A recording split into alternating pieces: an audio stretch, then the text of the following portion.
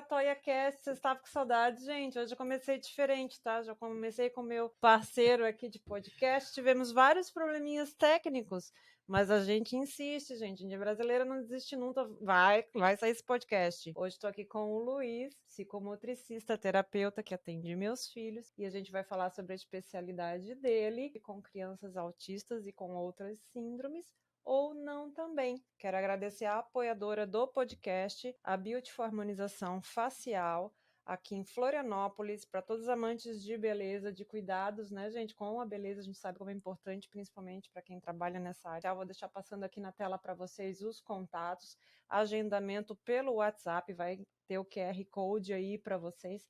Só entrar lá no link e agendar o seu horário. Então vamos lá, seu Luiz. Muito boa noite. Luiz Martini, nosso convidado de hoje. Muito obrigada pela participação. Desculpa aí o atraso, né? Essa parte eu não vou contar, vou deixar para o pessoal saber que problemas acontecem. Já era para a gente ter gravado antes. Hoje, impressionante, deu um monte de problema técnico, mas vai sair esse podcast. Bora lá.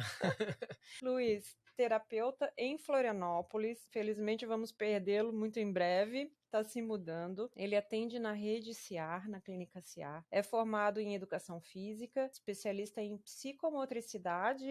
Hoje a gente vai aprender uma outra especialidade, psicomotricidade relacional, formação de profissionais também para trabalharem na área. Ele atende as crianças com TEA e também público em geral, crianças com ou sem deficiência. É pai de 3 belezuras, o Matheus, a Valentina e a Isabela. Não são atípicos. Matheus, um adolescente de 15 anos, Valentina, 9 aninhos, e Isabela Temporona, 3 aninhos. Casado com a Simone. Muito boa noite, então, Luiz. Pode Muito se bem. apresentar, Boa falar noite, um pouquinho Samantha. de ti. Boa noite, gente. Então, assim, primeiro agradecer, mas agradecer de verdade, né? De perceber, assim, o teu acolhimento, né? Eu vim aqui dentro do teu espaço para falar de algo que eu gosto, que eu amo, que é a minha vida. Então, realmente agradecer. E também eu acho o principal é a oportunidade de poder falar para as pessoas, né? Exatamente. Então, eu acho que isso é um momento de eu descobrir que a missão é essa, é espalhar isso para o mundo, ajudar as pessoas, as famílias, as crianças. Só por isso, né? Isso eu já aí, fico só muito por isso feliz. já vale a pena. Já te Muito. agradeço, mesmo com os nossos problemas técnicos hoje. Eu estou aprendendo sempre, né, dia a dia, buscando sozinha ou conversando com os terapeutas das crianças, com a variedade de terapias que eles fazem, né? Eu vi muito essa necessidade da informação, porque quando eu entrei e caí nesse mundo, né, ele é muito assustador, assim, a princípio. Então, e tinha muita coisa que eu não fazia nem ideia do que era. Eu passava pela clínica e eu perguntava, gente, mas do que é essa clínica? Eu me lembro disso. Quando eu passava pela mas o que é isso, terapia relacional? Eu não sei o que é isso, tu vê, né? É um mundo todo novo, né, que a gente tem que aprender. E tem tantas especialidades ali dentro da área, né? Sim. E eu só tenho a agradecer. A tua é a primeira vez, o primeiro terapeuta que tá vindo aqui falar sobre ela. E é muito importante isso, a gente poder compartilhar, porque tem muita gente que não tem acesso. Tem muita gente que não tem acesso à informação, não tem acesso às terapias, ou quando tem são deficitárias, né? Às vezes não sabem nem se estão sendo atendidos e acolhidos da forma correta. Por isso que eu abri esse espaço aqui no meu canal para falar sobre isso, que foi um tema que me bateu, assim, como eu senti falta, né? E eu tive a oportunidade de presenciar e meus filhos estarem fazendo terapias. Eu, assim, por que não, né? Basta querer. Eu querer, as pessoas quererem, e a gente fala sobre isso, e essa internet tá aí pra isso, né? Pra chegar em todos os cantos. Sim, eu na verdade admiro muito, Sam. Até aprendi algumas coisas com você que hoje, né? Eu confesso que o meu celular, o computador eu peguei muito velho já, com 20 e poucos anos de idade, nem queria saber disso, mas eu percebi isso, né? A possibilidade desse meio de comunicação, esse meio de transportar essa informação, né? E até a relação entre as pessoas, né? Apesar de que eu tenho, né, uma parte do meu estudo, até hoje talvez a gente fale um pouquinho disso, que foi na última palestra que eu fiz agora em Armazém. No final de semana eu fui lá falar sobre o uso de telas. E aí eu comecei já falando, eu não tenho respostas, talvez vocês não fiquem tão felizes comigo, que eu não vim aqui fazer uma palestra bonita, motivadora, eu vim fazer a gente se questionar sobre algumas coisas. Sim. E vim trazer algumas coisas a respeito do uso de telas. Mas eu não tenho uma visão assim tão polarizada. Eu acho que a gente tem que usar como uma ferramenta. E essa é uma forma maravilhosa. Sim. Né? Você expandir esse conhecimento, expandir essa comunicação. Acho que tudo tem o lado bom e o lado ruim, né? Basta a gente buscar e o entendimento e saber usar. Sim. Mas vamos lá, tu pode começar começa explicando o que é a psicomotricidade. Essa é uma pergunta que exige. O pessoal mesmo perguntou em Curitiba, não sei se o pessoal aí conhece Curitiba, tem uma feirinha do Largo da Ordem que vendem, né, manufaturas assim, pulseirinhas e tal, e tem um lugar de bonsais que eu adoro. Tem aquelas plantas, eu gosto muito dessa parte de natureza. E aí a pessoa me perguntou, ela viu minha camiseta assim, escrita igual tá aqui, ó. Formação especializada em psicomotricidade relacional. Sim. Aí a pessoa me perguntou, o que é isso? E aí eu lembrei de uma pessoa que comentou na internet um dia, ele falou assim, você tem tempo? Aí a pessoa, não. Eu falei, então toma o meu cartão e depois a gente conversa. Porque realmente é um assunto tão amplo, né, que a gente tem dificuldade em resumir em uma palavra ou, de repente, né, de uma forma errônea, tentar fazer um olhar reducionista e explicar, psicomotricidade é isso. De repente a gente começa pelo termo, né, psicomotricidade é a unidade funcional entre o corpo e o psiquismo. Então a psicomotricidade é um termo que ele surgiu a primeira vez lá no início do século passado, com o Dupré. Então, em 1907, 1909, ele cunhou esse termo psicomotricidade. Trazia a expressão dessa união, né? Ele estava rompendo um pouquinho dos paradigmas da época, passou toda uma fase aí que se viu o corpo humano muito da forma concreta, e eles começaram a considerar essa parte mais psi. Aí, então vieram estudos, eles vêm da medicina, os primeiros estudos, né? A neurociência antiga, né? Essa neuroanatomia principalmente, eles faziam esses estudos e consideraram que parte psi, a parte do cérebro, não tanto da parte das emoções ainda, mas fazia essa correlação com o corpo, e a partir daí se desenvolveu esse termo psicomotricidade, que é bem recente, né? Se comparado à história do mundo, à história, né, da própria ciência aí, a gente está com um pouquinho mais de 100 anos do início desse termo psicomotricidade. A especialidade psicomotricista, qual é o profissional que pode se especializar nisso? A Perfeito. tua formação é educação física. Isso, então assim, até trouxe uma lei aqui que foi, ela foi aprovada em 2019, então dia 3 de janeiro de 2019, a lei 3.794, que ela regulamenta a profissão, né, psicomotricista. Quem é o psicomotricista? A lei, ela diz que a partir desse ano de 2023, a gente já teria profissionais com graduação.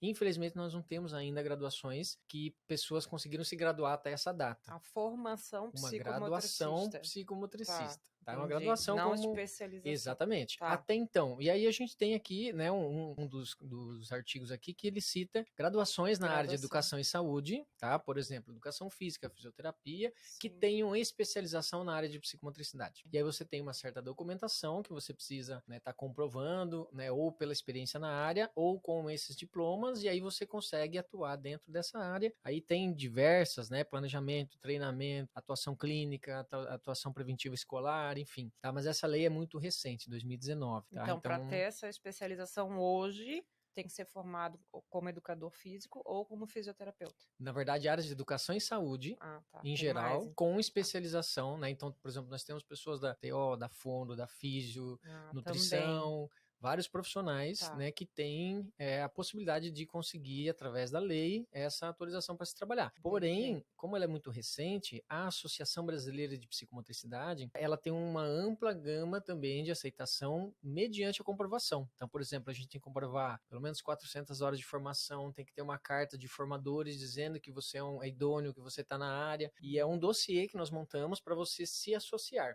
Quanto tempo é a especialização? Aí a gente vai entrar em outro tema, que são as formações, mas a específica do qual a gente faz, ela dura em torno de 18 meses. Tem uma carga horária de 600 horas, e aí que tem uma questão importante, ela é dividida em 3 eixos. Né, o eixo teórico, são as aulas teóricas, hoje em dia existe o híbrido, né, que facilitou muito. Existe o estágio, que é obrigatório, você precisa fazer um estágio com as crianças, e aí tem a formação pessoal. Década de 80, 70 mais ou menos, que teve alguns desses estudiosos que chancelaram e disseram, para você ser um psicomotricista, você tem que ter uma formação pessoal. E a formação da psicomotricidade relacional, ela tem uma contribuição muito grande com esse percurso também, não só a André Lapierre, a Couturier também, na época que eles trabalharam juntos, a Júlia Guerra, eles falam muito desse corpo, que a gente trabalha com o corpo. Então não adianta a gente ser teóricos, estudiosos do corpo. Nós temos que ter um certo conhecimento do nosso corpo. Né? Ele foge um pouco dessa questão do autoconhecimento. Não é um autoconhecimento intelectual. A gente precisa viver um pouco no nosso corpo aquilo que a gente vai proporcionar para as nossas crianças. E aí não só da parte motora. A gente vai também ampliar um pouquinho o leque daqui a pouco. Mas assim, dessa questão legal é isso, né? O que a gente tem? Pessoas que foram formadas, né?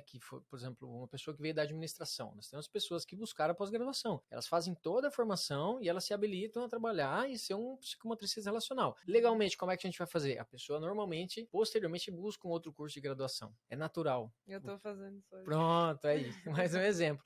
É natural. Assim como tem outras formações que elas, né, têm essa característica.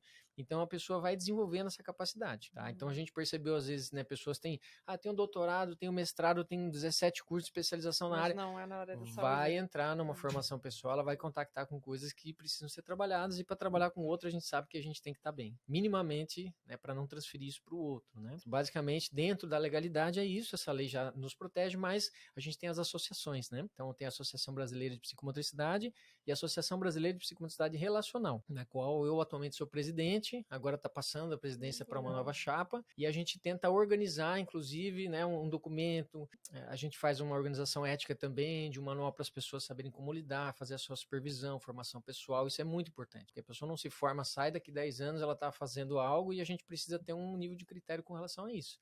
Né? Então, essas pessoas se organizam. E a lei, né, o último ponto importante é porque ela chancela aí a atuação de um conselho futuro para ser criado. Né? Ela autoriza a criação desse conselho, mas a gente sabe que a burocracia também demora um pouquinho, mas no futuro a gente vai ter um conselho de psicomotricidade também. No conselho só profissionais da área. Exatamente, chancelados, né? Aí, com todos os critérios. Aí. Tá, e me diz uma coisa, tu é de Floripa, não? Não. Tu é de Curitiba também? Não, eu sou do interior do Paraná, Tá. Né? Eu sou criado numa cidadezinha chamada Harmonia, cidade do papel, e fui criado lá, graças a Deus, no meio da natureza, mas logo fui a Curitiba, mas desde então eu já morei em muitos lugares, né? Sim. Morei aqui, morei fora do Brasil. Faz quanto tempo que tu veio pra Floripa? Fazem 7 meses agora. Ah, faz pouco tempo. Pouquinho, cheguei em novembro do ano passado. Sim, e já vai voltar pra Curitiba, lá é muito frio.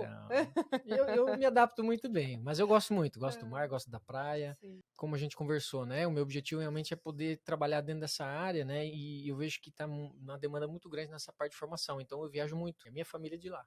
Há quanto tempo tu é psicomotricista? Eu comecei esse curso em 2008. 8? É. E o que te levou pra psicomotricidade? Eu acho que a vida. Assim, o que eu posso falar? Desde criança, atividades, natureza, eu acho que tinha muito desse traço também de uma hiperatividade muito grande, mesmo naquela época, né? Então eu tenho pessoas muito referências nessa área, né? Os professores, lembro até hoje um professor de educação física, o Paulo, me influenciou, e eu acho que isso fica para cada uma das pessoas, né? Às vezes a gente lembra de alguém e fala, puxa, aquela pessoa, aquele professor. Eu acho que desde aquela área, da época, já vinha se moldando algo assim, no sentido de ser humano, de atividade, enfim, uma vivência muito grande nesse sentido. E aí fiz minha faculdade de educação física, tive o privilégio de trancar essa faculdade em 2002, que eu entrei em 2003, eu fui morar fora na Inglaterra. Ai, que legal. Fui limpar banheiro, fui fazer tudo que tinha direito, viver como é que a vida era mesmo, né? Fora desse círculo social, naquela rede de proteção, e falar, nossa, o mundo tá aí. E aí eu tive a oportunidade de voltar para cá, fazer minha faculdade, e nesse meio tempo eu trabalhei lá, academia, trabalhei com recreação, trabalhei com grupos e permaneci muito tempo no Sesc, lá em Curitiba. Trabalhei com terceira idade, com atividade física, e tinha uma pessoa lá, uma coordenadora, que falava, você tem que conhecer o CIAR. Ela era da turma 11. Tem que conhecer. Tá bom. Aí eu fui sessionário, trabalhei na academia, fui para um concurso e tal, e um dia eu resolvi ir lá. Então, em 2008, em outubro, eu fiz um seminário, que é um seminário teórico-prático, e aí eu mergulhei naquilo, falei, gente, é isso, sabe? Essa vida novamente, a gente trabalha muito com esse dinamismo, né, com a liberação de algumas emoções, e me encontrei. Eu falei, gente, se não tivesse descoberto isso, eu acho que eu ia ter que desenvolver alguma coisa assim, porque era uma identidade muito grande, sabe? Eu me identifico muito com o professor Leopoldo também, que é quem nos ensina, quem leva essa metodologia, ele fala, isso mudou a minha vida. Então, eu tô tentando devolver um pouquinho do que eu ganhei com isso, né? Isso foi em 2008. 2008, né? Eu já estava graduado, que o meu curso de educação física foi dividido, né? Ele era bacharel, ele plena, e aí no meio do curso ele dividiu em licenciatura. Então eu tive o privilégio na Federal de Curitiba de fazer 7 anos de faculdade. Nossa. 2006 eu formei nos 4 Quase anos. Medicina. Exatamente. Privilégio eu digo porque eu tive professores sensacionais, uma universidade federal renomada. Sim. Eu tive esses 4 anos com um trancamento, até 2006 Sim. formei, e aí eu fiz permanência em licenciatura. E isso foi fundamental. Hoje eu estudo lá Piaget, Vygotsky, educação, e eu vejo como eu teria que ter maturidade para encarar esses pensadores. E nessa época, quando despertou o teu olhar para psicomotricidade, aí já tinha alguma coisa relacionada ao autismo? Não. Não, era Ainda muito não, pouco. nada. Era muito pouco. Então vocês trabalhavam mais a área de restabelecer mesmo qualquer pessoa, sem deficiência. Exatamente. Então, isso é um ponto importante, né? A pessoa fala, você trabalha com o quê? Eu Tá. trabalho com gente. Independente. Ah, mas o meu filho não fala. Pera, se você. Daqui a pouquinho a gente vai falar sobre a metodologia. Se o seu filho não se comunica, né? Se ele não fala, ele é mestre aqui na nossa área. Nesse setting que nós trabalhamos, que nós chamamos de setting, né? O espaço terapêutico, ele é mestre. Porque aqui a gente não fala. Só que eu tive que desaprender a falar. Sim. E o teu filho já sabe. Sim. Com 2 anos, com 3 anos, 10 anos. Se ele se comunica, se ele vive, então é muito interessante essa perspectiva. Sim, porque ele teve que aprender a se comunicar de outra forma, Ele né? é mestre na comunicação não verbal, né? Então, e a gente trabalha nesse sentido. Nessa época de pandemia, você falou de onde a gente morou, em 2020 a gente se mudou para o Mato Grosso. Essa aventura, o que aconteceu? Só para não perder a linha da história. Em 2008 eu entrei na pós, já em 2009, 2010 eu já morei em Santa Catarina, em Garopaba, uma escolinha maravilhosa que eu fiz o meu estágio lá, na Curupira, foi muito, muito bom. E aí voltei para Curitiba em 2010 e já entrei no CIAR. Falei, eu quero fazer qualquer coisa aqui. E aí comecei, enchia a bola, carregava coisa, eu sempre com o professor Leopoldo aqui, você mexendo com câmera, eu lembrei, né, a gente ia pro interior, para Jaguaraíva, para São Paulo, para Penápolis, qualquer lugar, e a gente carregava todo o material. E aí o Luiz lá, tudo. adaptador, e emenda, e gambiarra, e pendura coisa, do jeitinho que a gente tava aqui. E nessa época eu, inclusive, fui concursado à Prefeitura de Curitiba, em 2011. Passei no concurso, fiquei 2 meses lá e eu estava finalizando o meu curso, iniciando o processo para trabalhar com adultos, que é para você se habilitar a formar outras pessoas e trabalhar com grupos, né? O início do processo. E aí eu fiquei 2 meses na prefeitura e fui pedir minha exoneração. A mulher falou, mas você, como assim? Como assim? É para sempre. Eu falei, mas é por isso. Concursado? Porque eu olhei o meu projeto da psicomotricidade relacional e eu falei, eu vou demorar uns 10 anos para conseguir, sabe, chegar lá onde eu quero chegar. Corajoso. E com essa metodologia, e é um Sim. caminho muito similar, porque o professor Leopoldo também foi concursado do INES, Instituto Nacional de Surdos lá do Rio de Janeiro, na década de 90, 80, se eu não me engano, e ele também teve uma quebra e falou, não, o pessoal, não, mas você é o professor da Federal aqui, Sim. Tchau. Vou embora. Olha, então propósito é propósito. Exatamente. Né? Então foi esse movimento, eu acho que de quebra de paradigmas, de arriscar, de sair para o mundo, que fez todo esse processo. Então de 2010 até 2020, nós fomos sócios dessa unidade do CIAR em Curitiba. Eu e minha esposa, o professor Leopoldo e a esposa dele, Ana Elizabeth, né? E, entre outras pessoas, né? O pessoal que trabalha aqui também. E todas essas turmas posteriores, por exemplo, do pessoal que trabalha, do Marcos, da Gabi, a Ana Malheiros mesmo, eles foram turmas posteriores. Né? Por exemplo, a Ana é da turma 16, a Gabi é da turma 25, o Alessandro da turma 26, o Marcos da turma 17, e eu acompanhei e participei da formação deles, inclusive.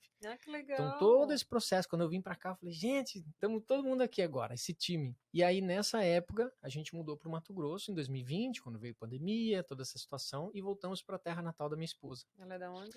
Ela é de Peixoto de Azevedo. Onde é que é isso? Não sei. Você conhece o norte do Mato Grosso? Não. Alguém conhece aí, gente? Não. Cuiabá? Gente, é longe, hein? Cuiabá, você conhece? Sim, não conheço, mas... Já ouviu falar? Sim. São 700 quilômetros para cima. Gente. Em linha reta. Assim, tem algumas curvas, mas... Então o pessoal conhece muito Sinop, que é uma capital de lá, que é o último aeroporto que tem até a capital, são 200 quilômetros de carro até a cidade. Uma terra de garimpo, é uma área que tem um desenvolvimento extremo, só que uma carência da mesma proporção em terapias. E aí vocês voltaram para lá na pandemia? Exatamente. Então em julho de 2020 nós fomos para lá, 14 de julho de 2020. Por quê? Por essa condição, né, da própria Curitiba, né, da impossibilidade de executar o nosso trabalho. Então agora você imagina, Samantha, chegamos no ponto da pandemia onde tinham 3 coisas que eram impossíveis de ser trabalhadas. Contato corporal, espaços fechados e trabalho em grupo.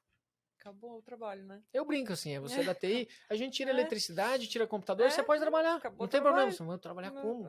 Chega o cozinheiro e diz, não tem panela, não tem comida, pode cozinhar.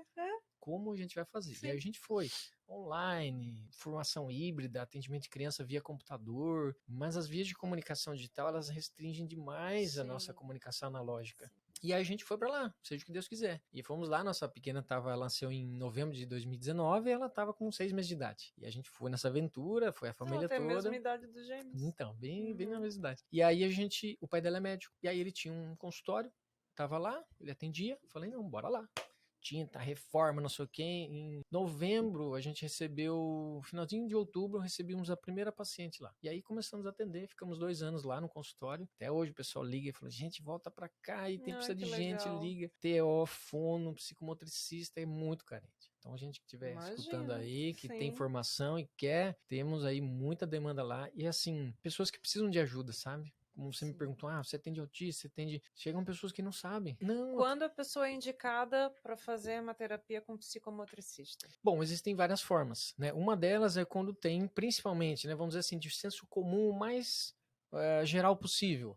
Distúrbios motores, de coordenação, lateralidade, equilíbrio, né, os transtornos mesmo de coordenação podem ser até já diagnosticados, enfim. É uma visão muito restritiva. Né? Porque muitas vezes seria caminhar, andar, pular, correr, escrever, pegar alguma coisa. Sim, a própria qualquer coisa motora. Exatamente. Isso é de forma geral, bem geral. Porém, outras funções, né? Por exemplo, esses dias veio o Rafa aqui, falou sobre a fisioterapia. Ele cumpre um papel maravilhoso nessa área.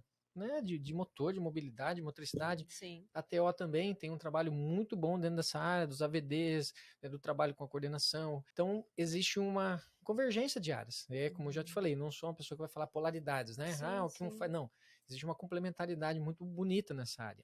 E aí vem essa parte da psicomotricidade. Por quê? Porque nós somos movidos pelo movimento desde antes de nascer, tá? Então isso é importante a gente pensar. O movimento não vem de uma coisa somente orgânica. E aí tá uma grande sacada desse velhinho aqui, ó, do André Lapierre, que ele chega num momento... Depois eu deixo abaixo do vídeo, tá, gente? Isso. Quem estiver só ouvindo no podcast, eu também vou deixar lá no podcast a descrição dos livros, depois o Luiz me passa. E no vídeo, no YouTube, no canal, se tu tá ouvindo o podcast, me segue no Samantha Catoia. Eu vou deixar tudo no descritivo, tá? Os livros dos autores. Então essa evolução veio a partir do momento que eles perceberam que o corpo não era só um corpo de carne e osso. Tinha um corpo que transmuta sentimentos. Né? Exatamente. E aí eles dizem que por meio do psiquismo, das emoções, né, a gente consegue perceber o mundo de outra forma. E se a gente agir no corpo físico, ele pode ter um impacto nas emoções e na cognição. Até depois eu trouxe umas frases aqui pra gente refletir um pouquinho, né? Eu não sou uma pessoa só, assim, principalmente de respostas. Talvez a gente sair com mais perguntas hoje do que respostas, eu fico mais feliz. Legal. Tá? Assim, então, voltando para a situação da psicomotricidade. O que é o nosso ideal? Quando há, dentro da psicomotricidade relacional, talvez a gente não explicou essa parte ainda das vertentes da psicomotricidade. Isso é importante também. Dentro da psicomotricidade relacional, a gente foca, e o foco dela é a relação. Eu vou dizer assim, o que eu mais gosto, o que eu mais tenho expertise em trabalhar, questões de agitação, agressividade, falta de limites, muito das questões de distúrbios que vai um pouco da parte sistêmica, aquela criança que é muito agarrada na mãe, que tem dificuldade de aceitar a figura paterna, né? A gente vai pensar assim, puxa, mas isso começa a chegar numa área de psicologia, né? Converso muito com um psicólogo e falo assim, mas você fez alguma formação em psicologia? Não, mas a gente entende desse corpo, né? Então a gente vê que essa criança veio dessa mãe e existe um terceiro, muitas vezes, nessa história que ajuda a fazer essa transição, e tudo isso tem a ver com tônus. A gente não carrega nosso bebê no colo e ele aprende com essa relação, ficam marcas nele. Então, através dessas marcas, desse diálogo tônico, brincando com a criança, carregando ela no colo, fazendo uma brincadeira simbólica, a gente consegue recontactar com essas memórias, desbloquear algumas questões e ajudar eles a se desenvolver melhor no motor. A criança que tem medo de subir subir numa escada, a gente consegue trabalhar isso através do movimento, mas com foco na relação e na saúde mental dessa criança. E isso casa perfeitamente, né? Com os terapeutas aqui que atendem em psicologia, a gente consegue um trabalho muito bacana. Como eu disse, não é concorrente. A gente consegue. Puxa, essa criança está muito agitada, ela se bloqueia quando a gente faz isso. Puxa, então vou tentar algo, vou fazer uma sessão com material diferente, vou trabalhar algumas questões para ver se a gente contribui. É super importante até, né? Eu achei isso muito legal, porque não tinha entendimento até então, né? Como realmente elas se complementam, que às vezes um problema que uma especificidade não está conseguindo, passa para o outro e o outro vai trabalhar dentro da área dele e às vezes o ponto está ali. Exato. Eu acho que é muito importante, por isso, depois que eu entendi que o médico manda para as terapias, né? Ele não fala, não é psicólogo, não, é um conjunto de terapias. E na época eu falei, nossa, doutor, mas para que isso tudo? Não fazia nem ideia, né? Sim. Aquele dia que veio o Rafa e a Dani, ficou muito claro isso, né? Inclusive também pela conexão dos dois, mas como uma entra na outra, né? Como se complementam, perfeito. É muito importante. E na verdade eu acho que é o maior desafio, porque essa interconexão das áreas, aí que tem que ter muito diálogo, porque nós como terapeutas, na verdade nós não lemos o manual manual e aplicamos, senão a gente já coloca robô já para fazer. E não é. É o ser humano que transmite. E aí você se comunica com outro ser humano que é terapeuta de uma outra área que está trabalhando com a mesma criança. Como não fragmentá-la? Como não olhá-la? Eu olho os músculos, eu olho o cérebro, eu olho as emoções. Como a gente unir tudo isso com uma certa sensibilidade humana, Sim. mas com um rigor científico. É um desafio muito grande. E muito bonito, né? Então. Porque tu desvenda, cada ser é único, né? Exato. É engraçado, assim, porque eu tenho gêmeos autistas, e eles são completamente diferentes. A maneira, às vezes, que a gente lida com um, o outro não aceita, se for lidar com ele da mesma maneira. Minha mãe já me dizia que, né, que cada dedo é diferente, assim como os filhos. Agora, então, dentro do espectro, com os dois, assim, gente, às vezes eu paro assim, eles são gêmeos? Mas não tem nada a ver. Dentro do autismo, assim, completamente diferente. Tudo, até a alimentação deles, Sim. mesmo os dois tendo seletividade, um é diferente do outro, um tem mais do que o outro. Às vezes um tem mais habilidade para uma coisa, o outro menos. É impressionante, assim. Assim, eu gosto muito de verificar, assim, quando a gente vai acompanhando a família e de ver que algumas experiências que a gente teve no passado, elas se repetem e consolidam o conhecimento, né? Por exemplo, nesse caso de gêmeos, muitas vezes existe uma criança que se destaca mais ou é mais dominante em alguma área. E se a gente vai entrando nessa história, conversando com os pais e até, às vezes, analisando essa situação corporal intrauterina, como que eles estavam os dois lá? Aí a mãe vai falar, não, esse aqui tava mais largado, já tava pondo o cotovelo no rosto do irmão. Esse se mexia mais. Então existe uma relação desde antes do nascimento. Sim, a deles é clara. Então, deles é clara, já desde a barriga, desde Exatamente. todos os ultrassons, era impressionante, assim. O Henrico dava piruetas, o Henrico deu pirueta até a hora de nascer, ele nasceu de bunda, literalmente. Uau. E eu falava pro médico, eu não respiro mais, esse guri fica rodando dentro de mim, onde é que ele acha espaço, que ele é, a agitação que ele tem, mas é igualzinho, e o Lorenzo, do jeitinho que pegou o ladinho dele na barriga, ficou a gravidez inteira. Eu assim, gente, não podia ser tão igual agora. Sim. Então, Samantha, falando das especialidades, né? A psicomotricidade, ela tem essa linha geral e, por via de regra, na verdade, qualquer pessoa, por exemplo, trabalha a psicomotricidade. Dentro da escola, um professor trabalha a psicomotricidade. Trabalha uma estimulação psicomotora. É diferente de a gente trabalhar com a terapia psicomotora. Por exemplo, eu vou fazer um circuito, eu vou fazer um jogo com a caneca, é só você digitar ali no Pinterest, no YouTube, no Instagram, Facebook, lá. Sim. Jogos, brincadeiras, desenvolvimento psicomotor para crianças, coordenação motora. E essas áreas, elas se misturam. Então, o que existe hoje, né? Pela Associação Brasileira de Psicomotricidade, existem formações reconhecidas. E existem, se eu não me engano, hoje há 11 formações reconhecidas pela associação, que tem todo um reconhecimento da sua estrutura, né, de curso, quais matérias, quanto de carga horária, para dizer, não, realmente, isso vai habilitar o profissional. E elas se dividem. Então, por exemplo, tem a psicomotricidade Ramantiers, psicomotricidade aquática, né? Psicomotricidade relacional e assim por diante. Então, várias linhas de psicomotricidade e cada uma delas se desenvolve de uma certa forma. Agora, de certa forma, a psicomotricidade como ciência, ela vai se consolidando através também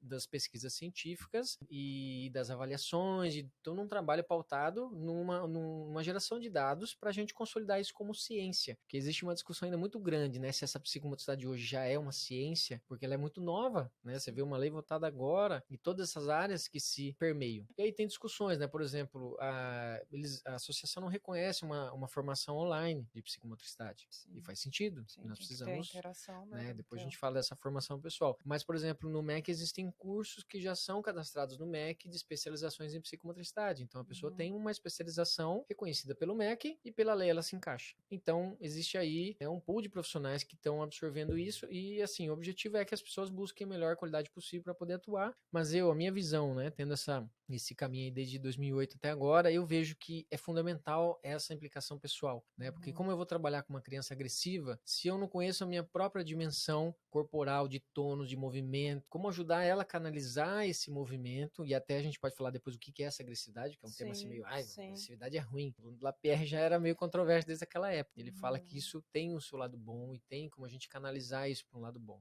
Então, né, fechando essa questão das formações, essa formação que a gente trabalha desde 2000, foi o primeiro curso aqui no Brasil com o professor Leopoldo. O professor Leopoldo teve a história dele com o Lapierre lá na década de 80, mais ou menos, né? Seguiu o Lapierre, trouxe ele para o Brasil, e ele desde então falou, não, eu vou seguir esse caminho, e aí dividiu-se, né, entre análise e psicomotricidade relacional, e em 2000 ele fez esse curso em Curitiba, chancelado pelo MEC, reconhecido e tudo, e aí desde 2000 a gente está agora na 33ª turma, se eu não me engano, em Curitiba. Legal. E aí em Fortaleza nós também tínhamos um CIAR, agora mudou, por questões legais mudou o nome lá para o Íntegra, que é da Isabel Balaguarda, e lá também, se eu não me engano, ano já passaram-se de 20 ou 20 turmas, ou tá chegando próximo da 20ª turma. E em Recife nós temos uma escola também que é o Ícone, né? Então o CIAR se espalhou pelo Brasil e o objetivo é Legal, difundir essa ó, formação, não sabia que é disso. só uma delas. Mas ela é uma rede como uma franquia? Exato. Sim. Então nós temos aqui Rio Fortuna também, em Santa Catarina, no interior. Tem a Jane, que está conduzindo um trabalho lá, se formou já há alguns anos e montou a clínica dela lá. São a maioria centros de atendimento clínico, mas Curitiba, Fortaleza, Recife são centros de formação. Daí onde tem a pós-graduação, que é onde eu comentei ali que, né, a qual eu adoro trabalhar, que é a formação de novos profissionais. E aí a gente pega uma pessoa que é graduada na sua área de saúde e faz uma pós-graduação que não é só teórica, né, que vai fazer uma teoria, mas vai colocar essa formação pessoal diretamente para ele poder aplicar esses temas. Aquilo que eu comentei no começo, nós temos tempo realmente para ver esse universo, é um pouquinho do que a gente vive lá, mas eu acho que o mais importante é isso, é o comprometimento ético do profissional de mergulhar a fundo, porque ali nessa formação pessoal não é uma terapia, mas você vai contactar com dimensões suas. A gente precisa ter minimamente contactado com a nossa criança, saber quem fomos nós como crianças. Mais agitada, mais inibida, aquela que era famosa entre todos, aquela que era isolada, porque a gente vai trabalhar com crianças assim. E aquela dimensão pode nos tocar de uma forma que a gente não consiga ajudar suficientemente aquela criança. Então a gente diz pro pessoal, fazendo uma formação, você minimamente vai ter noção daqueles pontos frágeis. Você não vai eliminar eles, mas você vai ter consciência. Quando eu entro numa brincadeira agressiva, eu tenho que ficar atento, porque senão eu me perco, eu esqueço até que eu tô fazendo terapia, eu tô lá envolvido. Ou outras questões, né? Numa relação mais afetiva, puxa, eu tenho um pouco de dificuldade em algumas relações assim. E aí o teu supervisor vai te ajudar nesse percorrer e dizer, ó, minimamente a gente pode atuar dessa forma para estruturar uma criança ou provocar certas situações. E o mais difícil, não verbal. Imagina o desafio que seja isso, meu Deus. Onde é que a psicomotricidade começou a ser tão fundamental no trabalho com as crianças com TEA? Então, o que nós percebemos? Até o coordenador aqui, nosso Felipe, né, um rapaz muito experiente, trabalha muito na área da pesquisa, ele me falou uma frase esses tempos aqui para nossa equipe que ficou muito marcado para mim e eu acho que muito interessante também, que é o desfecho negativo, né, do caso do TEA. O que é isso, né? São 3 situações bem clássicas que a gente vê na maioria dos casos de TEA, que são os transtornos de coordenação motora, na parte social e na parte de linguagem e comunicação, tá? Lógico, isso vai resbalar em outras coisas, né, as comorbidades, na questão dos distúrbios de sono, distúrbios alimentares, DH, TOD, enfim, mas esses 3 eixos sempre estão presentes. Então, à medida que foi se percebendo que a psicomotricidade atua no corpo, né, e eu acho que um dos grandes eixos que me norteiam no trabalho com autismo é a vinculação e a relação com o outro, como que essa criança lida na relação com o outro, porque tem criança que não olha, tem criança que quer entrar dentro de você e ficar no colo grudado, é o eixo. E como a gente trabalha dentro dessa área de psicomotricidade relacional, é ali que eu mergulho. É estabelecer esse vínculo e a partir desse vínculo a criança começa a confiar em você. E ela começa a abrir esse mundinho. Pode ser que seja 2 sessões, pode ser que seja 50, pode ser que seja anos, a gente não sabe. Mas essa relação ela se passa às vezes em segundos e aquilo fica tão marcado com a criança que ela permite você chegar um pouco mais. Às vezes ela regride, sim, mas você já sabe que existe alguém lá dentro que a gente pode provocar, despertar. Então, na visão da relacional. Agora, se a gente for ver de forma geral, como o Felipe tem nos trazido, né, que ele tem uma formação mais voltada a essa parte de desenvolvimento, coordenação motora, lateralidade,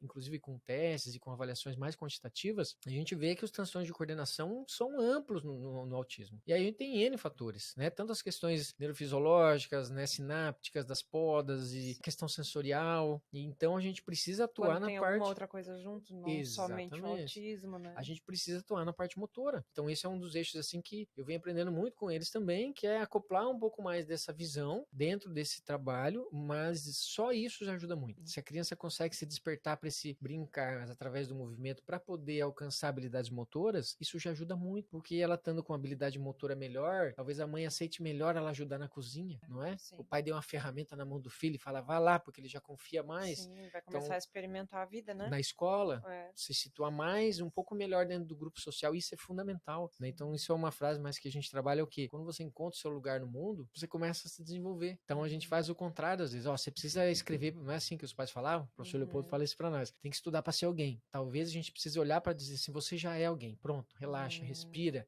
agora eu posso aprender dentro do meu tempo. Então, são movimentos assim interessantes que a gente faz, tanto dessa parte só motora, então daí eu acho que cabe bem a sua pergunta, né? A psicomotricidade começou a ter muita força nesse movimento, a partir do momento que a gente viu que esse desenvolvimento motor de base, né? Então a gente vai falar das dimensões lá, noção corporal, noção espaço-temporal, lateralidade, equilíbrio, coordenação motora ampla, fina, desenvolvidos, elas podem ajudar muito a criança no seu desenvolvimento. Agora, às vezes o motor para tudo isso é ele encontrar um sentido na relação com o outro, tá? Então essa complementaridade assim, e aí vem o desenvolvimento cognitivo também, que a psicomotricidade também que às visa. vezes ele pode até não ter a dificuldade daquele movimento, mas é o fato dele não ter por que fazer. Algum bloqueio emocional. Sim. E alguma questão pulsional, não faz sentido, né? Aquela mesma coisa que a gente fala pro outro, pra criança lá de 3 anos, deixa seu filho com 3 anos, não fala pra ele ficar dividindo brinquedos, não sei se você já ouviu falar por aí. Não.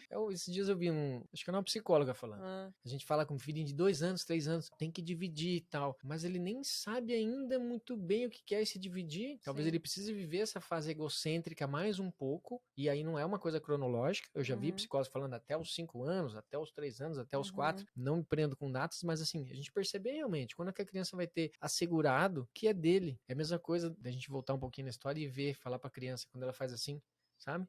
Que ela acha que desapareceu, não é? Então a gente chama isso de uma construção pré-simbólica. Se ela perder, ela dividir, ela não sabe se vai voltar. Então, às vezes... A gente não para pra pensar nisso, não tem esse raciocínio, né? Pra mim, as coisas começam a mudar um pouco. Sai da caixinha, a gente é obrigada a sair da caixinha, né? Não é fácil. Não é fácil, porque a gente não viveu, não vive, né? Até então não viveu isso e não pensa dessa forma. Mas eu posso comparar, por exemplo, com as crianças, ainda eles usam fralda. E aí, né, às vezes fico me questionando, meu Deus, quando é que eu vou conseguir tirar a fralda dele? Mas assim, não é eu conseguir tirar a fralda deles, é eles estarem com o corpinho deles e a cabecinha deles preparada para sair da fralda, né? E isso não tem hora, não tem dia, né? A gente, não, mas porque com um aninho os meus outros filhos já não usavam mais fralda. Tá, mas eles não eram autistas, né? E aí que a gente começa a sair um pouquinho, pensar fora da caixinha, tá, mas peraí, não desconstrói teu pensamento, né? Não é o que tu acha que tem que ser, é por que tá acontecendo isso, porque ainda não tá pronto. Perfeito. Né? E aí tem os sinais. Então, eu acho que um dos grandes ensinamentos dessa metodologia, para mim, é a escuta, tá? A primeira coisa que eu faço, né? A pessoa vai falar, tá, mas e daí? Como é que se atende? Como é que faz? A primeira coisa é a escuta. É olhar essa criança, o que ela diz para você. Né? Tem vários pensadores, vários na área da pedagogia, né, que traz essa linha. Tudo que você faz a mais para a criança é algo desnecessário, não ajuda ela no desenvolvimento. Aí tem Rubem Alves, tem Piaget, tem Vygotsky, tem vários pensadores que trazem esses conceitos e dizem, por exemplo, um brinquedo que já é pronto não ajuda a criança a desenvolver a criatividade. Então isso também vale da nossa atuação profissional, né, da nossa postura como terapeuta dentro de uma sala, porque principalmente, né, a relacional, a gente trabalha com jogo espontâneo. Então você diz, então você chega numa sala e deixa a criança fazer o que ela quiser. Não é bem assim. Existem regras, existe uma estrutura, mas a gente precisa trazer essa criança e observar o que ela nos pede. Que qualquer coisa que eu já imponha de cara para ela é algo que pode estar minimamente interferindo naquilo que realmente ela pode nos trazer. Mas, sempre que ela chega na sala, tem regras. A gente tira os calçados, senta no tapete, tem um momento verbal. Mas o meu filho não fala, não importa. Eu vou olhar pra ele e falar, que legal, eu sei que seu nome é o Henrique, legal, então a gente vai hoje brincar, ok? E aí, pulando, agitado lá, não sei o quê. Se for uma roda de 5 segundos, tá legal. Eu sou quem tá conduzindo o momento ali, então sou a figura de referência dele. E aí a gente vai passar pra esse jogo, mas a primeiro momento eu preciso observar o que ela busca, qual é o primeiro objeto que ela pega, né? Do que ela foge, qual a relação dela comigo, com o espaço, com o meio. Então, a relacional, as pessoas falam, mas como é que você vai trabalhar individual com a psicomotricidade relacional? Porque nós trabalhamos em grupo, eminentemente em grupo. Isso que eu ia te perguntar. O nome é relacional, né? Isso. Então, a gente associa que está trabalhando em grupo. Mas as crianças, geralmente, eles estão em atividades com profissional sozinhos. Sim. Como é que funciona isso ali? Porque, às vezes, também eles não aceitam, né? Os meus também tiveram dificuldade de estar com outra criança presente. Em duas situações, principalmente. Quando ela pode oferecer um risco para outras crianças, por exemplo, né, uma mordida, uma criança muito agressiva, uma criança que ainda tem uma dificuldade muito grande com o freio inibitório, com um tônus muito forte, ou com a violência mesmo, que a gente trabalha muito com transtorno de conduta, né, até por isso que eu estou mudando a Curitiba, que a gente tem um projeto lá que vai assumir essa parte da prefeitura de crianças com laudos de transtorno de conduta, no Fundamental 1, de 1 a 10 anos de idade, e já são diagnosticadas. Transtorno de conduta, você já sabe que aí é a coisa um pouco mais estruturada no sentido da violência, do abandono, da agressividade, então tem um tema assim bem pesado, mas esse é um dos casos que eu atendo individualmente primeiro, e o segundo é quando a criança não tem uma autonomia suficiente suficiente para você poder realmente dar conta do grupo e dar conta dela. Sim. Autonomia motora, às vezes, né, que eu já tinha de casos de síndromes graves, de que a criança lá tinha 20 e poucos anos de idade, mas ficava deitada, só babava, só se comunicava através do olhar, e eu precisar reestruturar ela para depois inserir num grupo. Então são duas situações. Se não, vai direto no grupo. Então por isso que normalmente eles são atendimento a pais, para verificar, isso no atendimento clínico, né? Vamos deixar claro aí, porque tem o atendimento profilático. E aí a gente fala, legal, conheci um pouquinho dos pais, entendi a demanda da criança, legal, o nosso grupinho da faixa etária, né, adequada, funciona na terça-feira às 9, beleza? Beleza, ele chega, galera, ó, esse aqui é o Lorenzo, ele vai participar com a gente e tal, ele não senta no tapete, fica, não importa, a gente vai incluí-lo nesse grupo, e aí tem 3, 4 crianças, já trabalhei com grupos maiores. E o grupo tem graus diferentes de autismo, são só autistas ou não? Só pessoas. Ok. Tá? Como eu comentei anteriormente, lógico, a gente sempre vai restringir, às vezes eu tô com um grupo de 3 crianças, já tô com uma criança muito comprometida, criança que demanda, vai entrar um novo integrante, isso tudo é muito estudado, né? E não é só estudado assim, ali dentro, né? Normalmente a gente faz supervisão desses trabalhos também. O intuito ali é crescer, exatamente. não e vai regredir, né? e a gente vai se observar lá dentro. Nossa supervisão muitas vezes é focada não na criança, mas no profissional, né? Por exemplo, eu, desde que me graduei, me formei na pós-graduação lá em 2010, eu faço minha supervisão constantemente, né? Graças a Deus tenho o privilégio de ter a Anila Pierre, que é a filha do André, criador do método, o professor Leopoldo lá de Curitiba. Aí eu falo, não, eu quero... ele olha, o que você fez aqui? Por que aquela criança pegou o objeto e você foi fazer outra coisa? Puxa, é verdade. E aí a gente começa a se questionar. Então é um eterno questionamento. Mas nessa situação do grupo, ela é muito interessante, porque, voltando na pergunta da relação, a relação consigo mesmo, a relação com o outro, o adulto, então a relação é no mínimo de 2, né? Então se já está em 2, já é uma relação. Relação com os próprios medos, relação com os limites, a gente começa daí. Então, pegamos uma criança, se ela minimamente não consegue dar conta dos limites básicos da sessão, tirar o calçado, sentar no tapete, organizar os materiais, a gente já começa a trabalhar essa estruturação. Né? Então, para eles isso já é bem difícil. É muito, né? Exatamente, já é uma evolução. Eu tenho isso como um ponto de partida, muitas vezes assim, objetivos de curto prazo, médio prazo, longo prazo. Olha, para mim, minimamente, se essa criança sentar no tapete e depois ter essa possibilidade de transitar das situações, do momento dinâmico, momento de relaxamento, já ganhei meu dia, já vem falar com os pais, já conversa, já traz um retorno. Só que são coisas às vezes que passam, né? A pessoa fala, mas eu queria que ele falasse, eu queria que ele fizesse a lição sozinho, eu queria que... E a gente quer muita coisa. E eu gosto muito dos atendimentos de poder voltar um pouco atrás e até viver um pouco desse luto, porque quando a gente tá nesse momento, né? Um momento muito especial, eu tive a oportunidade de estar assim, né? Do lado da minha esposa e ver esse desenvolvimento, a gente projeta a questão. Né? A criança, ela nasce antes dela ser concebida. Ela nasce no nosso desejo lá atrás de que a gente vai ter um filho, lá no nosso sonho de criança, quando você pegava uma bonequinha e falava assim, minha filhinha, e a gente como garoto. Filhos. Exatamente. Então a gente já projeta. Então, em algum momento dessa terapia, nós como pais, né, os terapeutas, a gente tem que se questionar e dizer assim, puxa, eu tenho que abrir mão de algo que eu projete nessa criança, né? E aí começa toda uma desconstrução. Por isso que o movimento, né, desse acolhimento da terapia é tão importante, né, de ter esse vínculo. É isso que eu digo também com os pais, né? Na verdade, assim, nós não tem que bater ou não bater, mas a gente tem que ser transparente. Um dia que o pai vai me chegar para mim e falar assim, cara, olha, eu não gostei, eu tô assim para você por aqui, que bom, vamos falar. Porque eu tô aqui para isso. Né? Até na clínica eu já falei com pais, mas ela não quer vinho, ela tá muito revoltada, tá isso, que bom. Então é aqui que ela precisa viver isso, é na terapia. Em casa, na escola, outros lugares, mas eu tô aqui para isso, eu não tô aqui para ser legal, né? Lógico, não dessa forma, mas não para atender esse movimento e dizer assim, estou aqui para isso. Se a criança precisar quebrar tudo dentro da minha sala e eu contei, ela diz assim, ok, você quebrou tudo, mas... O teu trabalho ali é quase como um psicólogo em certos momentos, né? Terapia, sim. Porque, obviamente, tu vai trabalhar ali com as necessidades corporais daquela criança, mas às vezes não, acho que a grande maioria, né? A resposta que ela te dá ali é corporal, é por alguma limitação, é por algum problema realmente psicológico dela, né? Ou uma coisa que ela não consegue expressar, geralmente, também, né? Eu fico imaginando, a gente já se irrita com tão poucas coisas, imagina a gente não conseguir expressar o que a gente tá sentindo ou falar o que a gente quer, né? Pronto. Não ser ouvido, né? Aí você falou tudo. É isso que o Lapierre falou. Nós adultos, estruturados, não sabemos nos expressar. E a gente quer com uma criança. Por que você bateu nele? Por que você não quer emprestar? Por que você mordeu? Tal. Mas então vou me culpar, vou começar a rever. Não. Vamos fazer assim, libera da culpa e vive do aqui pra frente.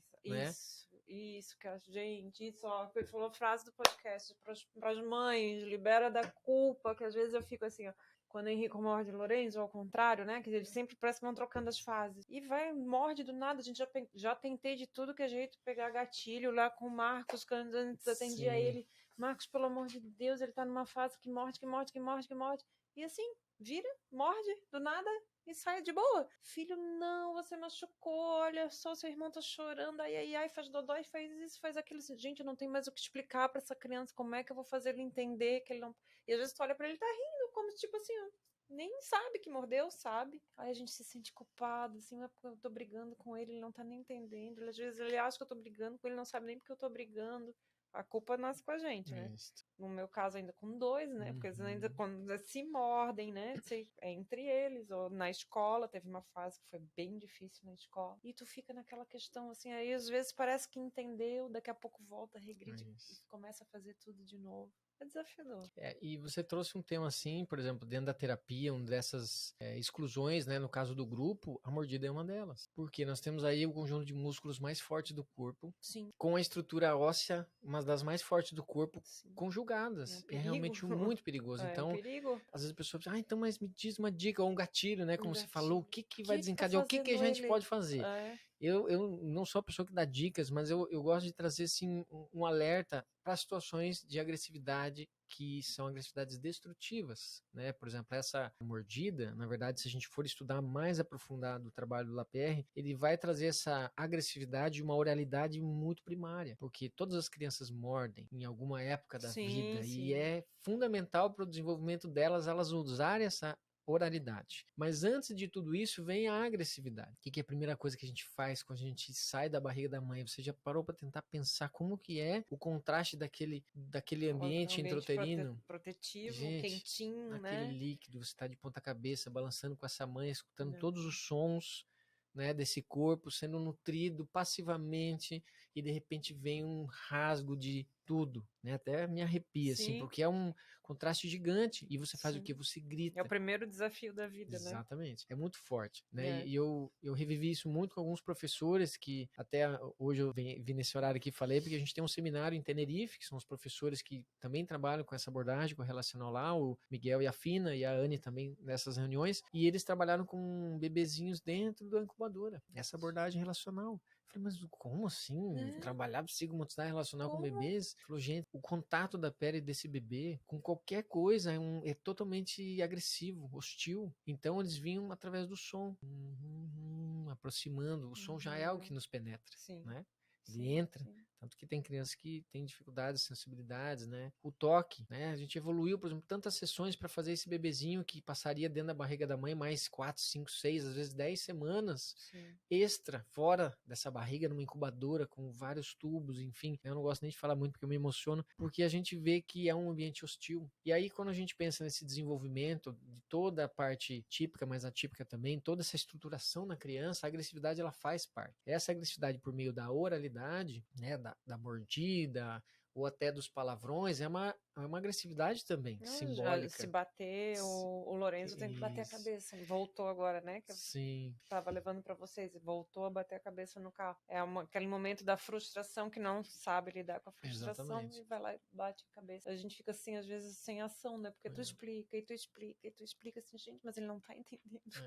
Então, só voltando nessa parte, porque para mim se tem três situações, né? Em qualquer um desses temas que a gente tava falando agora, ou entre outros, é o quê? Quanto menos a gente falar, melhor para criança. Então, assim, explicações alongadas. Ela precisa de uma afirmação, não são perguntas. Eu gosto muito de falar isso pros pais. Vamos, filho, não tá na hora de tomar banho. Não, a gente afirma, filho. Tá terminando. Até delega um pouco de confiança para ele. Fala, a minha filha, né? Agora tá com 9, mas quando ela tinha já uns 6, 7, tá vendo um desenho. Filha, quanto tempo falta? Tava aprendendo os números.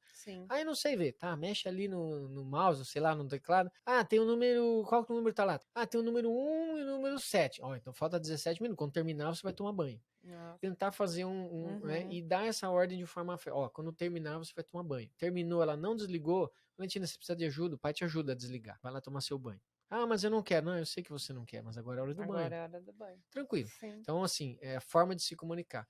mas filho, veja, se você fizer isso, você vai perder seus amigos na escola, porque daí o pessoal vai ficar rindo de você, será uma situação hipotética. Sim. E a gente fica falando, e vai acontecer, e vai acontecer, e vai acontecer. E aí ele chega lá, de repente não acontece, de repente um amigo fala, não, minha mãe falou isso também, não tem nada a ver. Então, o que a gente pode fazer? Quando é mais velho é mais difícil. Mas quando é pequeno, a gente pode. Então, vou dar um exemplo agora desse Brincando em Família que nós fizemos lá em Armazém. Tinha uma boia grandona. Acho que você já viu ali na nossa sala. É um pneu de trator grande. Sim. E aí tinha um garotinho uns 4 anos, né, autista. A gente trabalhou com as famílias autistas, com os filhos, brincando todo mundo junto. Que legal. Brincando em família, maravilhoso. Sim. Aí o menino tava assim, ó, erguendo a boia. Meu pai dele falou, filho, é muito pesado, você não vai conseguir e tal. E eu vim brincando do lado e provoquei. Falei, pai, ei, eu não sei não, vamos tentar. Eu, e aí? Falava algumas coisas assim, tal, e provocava. E ele foi. Aí ele olhou pra mim assim, desistiu. Pá, e foi embora. E aí o pai olhou, não é verdade? E eu dizendo que era pesado, por que eu não deixei ele? Ou até tentei ajudar. Sim. Então, nesse sentido também dos limites, da agressividade, principalmente, o importante é você dar esse limite claro. Não, assim não. E retirar. O problema é um pouco da nossa agressividade, vamos dizer assim, que volta. Ah, mas eu já falei, eu tô perdendo a paciência. Aí a gente, inclusive, comunica para a criança que a gente tá perdendo o controle. Sim, então, e os outros 2 componentes são o quê? A antecipação, que é fundamental, principalmente dentro da terapia. Uma criança que morde, eu tenho que estar colado. Mas eu vou ficar em função disso. Infelizmente vai. Isso é difícil. Antecipação. É por isso que eu falei do tal do gatilho. Assim, gente, a gente observa o tempo inteiro o que dá o gatilho. Não tem. E aí é quando você tira o Não olho, tem, o que acontece? Exatamente. Então, Sim. imagine dentro da terapia, eu com mais crianças tendo que estar. E a última seria a proximidade e o limite mais estruturante e às vezes até corporal. Então, o que eu gosto muito de trabalhar muito nas sessões é o que? Às vezes a criança tá lá, ela tá ameaçando fazer alguma coisa, às vezes você antecipa vermelho. Olha, não é para jogar isso não, porque não sei o quê. Ela já sabe que ela tá chamando sua atenção. Então, às vezes o pessoal fala, ele tá fazendo isso para chamar atenção. Às vezes não. Sim. Mas se você anuncia pra criança que você tá de olho nela e tal, às vezes ele fala assim, poxa, então tô tranquilo. Né? E o que eu dou de exemplo para os professores, né? Quando tem aquele aluno bem bagunceiro na sala, assim, que não se, né? O professor Leopoldo também que dá esse exemplo lá, aprendi com ele. O que acontece quando esse aluno tá comportado? O mais arteiro, sabe aquele que todo mundo sabe o nome na escola? Em todo lugar. Arthur, João Miguel, não sei qual é o nome das crianças, e de repente todo mundo sabe o nome. Por quê? Sempre chama o nome dele para chamar atenção. Só que um dia ele chega quietinho, quietinho, o professor fala, ai, que benção, vou dar minha aula. Não vou nem falar com ele para não chamar atenção. Não tem essa? E aí o que a gente pensa? O menino fala, poxa, hoje que eu tô comportado, não recebo atenção. Então, às vezes é um ganho secundário. Então é importante isso. E aí, para fechar essa ideia, é você estar próximo e a gente impedir esse movimento de morder e dizer, não, morder não. Normalmente com a mão e tal. E o mais difícil de tudo isso é você não transferir esse tônus corporal. Porque às vezes quando você vai dar um limite, por exemplo, vamos dizer que você vai jogar alguma coisa, você segura e já transmite toda aquela, o ideal é você bloquear isso com calma. Não. Qual que é a mensagem que a gente busca passar? Não, aqui não. Aqui você não vai fazer isso. Então, esse é um grande desafio. Porque aí eu não digo nem como mães e pais, difícil. né? Nem como mães e pais. Eu com os dois filhos se machucando, um machucando o outro, gente, é um desafio. E aí eu digo e admiro muitos professores. Como que eles lidam com 10, 20, 30, 40 vidas na frente dele. Exato. Dia a dia, olhar e tudo. E aí a gente, através, né, dessa comunicação que o professor tem, eu gosto de brincar com aquele desenho mais antigo do Scooby-Doo. Tem o Woodstock, não tem? E daí tem a professora deles. O que ela fala? Não sei se você lembra. Só aparece daqui pra baixo assim, ela fica assim, ó, bababá, bababá, bababá, bababá. E é isso. Às vezes a gente, como pai, está assim pro menino. Eu já te falei 200 vezes, a mãe saiu e falou pra você fazer isso e não sei o que, não sei o que. O menino bababá, bababá. O que ele percebe? A nossa reação, o nosso corpo. O que o aluno percebe da professora? Como que ela reagiu quando o aluno chutou a lixeira ou quando alguém chegou na sala? É aquilo que ele capta. Então, às vezes a pessoa pergunta, então aquele livro lá tem o corpo fala, né? Pode ser, né? Lá tem muitas informações. Se a pessoa tá assim, se ela tá fechada, isso fala muito da gente. A postura corporal, o tônus, mas não é só isso. É o sentimento que é passado através, né, do nosso tônus corporal, da nossa expressividade, enfim. Por isso que o André Lapierre falava, o desejo dele era passar essa formação por todos os profissionais da área da saúde e educação, né? Para que as pessoas possam minimamente dar conta das suas questões para poder lidar com o outro. Então, um professor, ele se beneficia muito desse trabalho, né? Eu tive o privilégio de conduzir formações continuadas lá com a turma da minha filha, da Valentina, quando ela tinha 3, 4 anos, lá em Curitiba, Madre Carmela, durante 3 anos e meio. A cada 3 meses, o grupo de professores com funcionários todos iam para denunciar e a gente fazia uma vivência. Importantíssimo. Porque a gente vê, assim, que eles têm a boa vontade, elas têm a boa vontade, mas falta muito conhecimento. Sim. Né? E aí a gente fala assim, o que eu posso fazer? Botar vocês em contato com a clínica, com os terapeutas, porque Sim. falta, né? Ela é professora, ela não é terapeuta, né? Exato. Mas a gente chegou num ponto do autismo que tá na hora de começar a juntar. Ele vai ter que ter uma vertente para auxiliar, porque eles precisam de todos os ambientes. Eles precisam da terapia e eles precisam do ambiente da escola. Exatamente. Né? E aí, na terapia sabe como lidar, mas na escola às vezes não. Vou dizer para você que nós terapeutas também não somos nada de outro mundo. Nós somos seres humanos também. Sim. Né? O que eu vejo assim de mais belo assim dentro dessa profissão é você disponibilizar o teu corpo e o teu tempo para estar ali uma horinha com a criança, uma horinha, 50 minutos, independente, você está ali para ele, né? Em função de ajudá-lo. Eu me vejo muito assim, não tô ali para ensinar nada, não tô ali para fazer ele, é dar esse suporte e também provocar, né? Então, às vezes a criança está toda bem estruturada, bem organizada, e a gente modifica algo nessa terapia, ela se desorganiza e a mãe chega, ai meu Deus, mas hoje ele chorou. Sim, mãe, a gente precisa trabalhar isso. Ou às vezes prepara a família antes, né? Ou às vezes a gente prepara, as tensões aumentam, então é melhor fazer isso de uma forma contrária, mas o terapeuta ele é ser humano, por isso que a gente também precisa de um acompanhamento, né? Todas as pessoas que trabalham com psicomotricidade relacional clínica, a gente indica fazer uma terapia. Pode ser uma terapia corporal, como análise corporal da relação, que é esse livrinho aqui, ó, que até tem um iceberg, né? Então, análise corporal da relação. É uma abordagem de terapia, né, feita através do corpo e das suas emoções, é específica, né, a formação de analista. Pilha de livro ali que eu não consigo arrumar tempo para ler isso tudo, porque vão me indicando, nem... eu vou comprando. E aí a gente pode fazer uma terapia, mas qualquer outra terapia. Isso aqui diz muito, né? Só a ponta do iceberg que aparece, né? Aí a gente fala o consciente e inconsciente, tem toda aquela... Fazer a sua terapia pessoal. E além disso, fazer uma supervisão. E além disso, se especializar, aprofundar com conhecimento cognitivo, técnico, mas sem a tua terapia não adianta. Porque às vezes você está mal com a sua esposa, às vezes você não está bem, e você está ali para fazer isso para a criança. E não é nem para a gente poder preencher um vazio, não é para você, que legal, a criança brincou, ela está feliz, ela fez tudo, foi ótimo, maravilhoso, e aquela coisa, os conflitos, as ambivalências, os medos, é esse o lugar que a gente precisa às vezes também entrar. Não só das crianças, mas também com os pais. Dar a mão para eles e passar por esse caminho, entendeu? Então, por isso que a gente... Uma das coisas que tu falou é essa, que às vezes os pais não têm nem noção, quem não faz terapia muito menos, que a gente não faz nem ideia que a gente tem que vivenciar um luto, né? Isso. Que tu falou nesse luto, e muitos pais não fazem nem ideia do que é isso, que sim, que a gente projetou um filho durante a nossa gravidez, a gente projetou um filho que a gente ia ter, e quando vem o diagnóstico do autismo, morreu aquele filho ali e nasceu outro, né? Eu acho que poucos pais param para pensar sobre isso, né? Aquele filho que eu projetei, prospectei, criei na minha cabeça, morreu. Ali nasceu um autista. Quem é essa criança?